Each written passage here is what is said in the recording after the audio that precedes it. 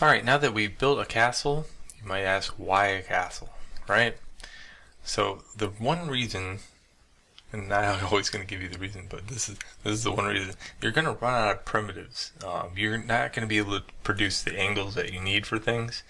You are definitely going to struggle quite a bit with that assignment, with your creativity. If you're a Minecraft kid, I would say you probably went the route of maybe adding a cube and then scaling the cube down and then making 1,000,000 cubes. If you're not that mindset, you might have tried to do it out of primitives, using cylinders.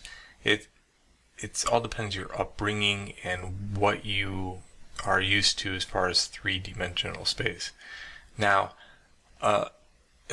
you struggled a lot with navigation because it's kind of a big object, right? You might think of a castle as huge, so you maybe made a huge castle trying to impress me or something. You did a few things that you struggled with because of it. So that's why a castle.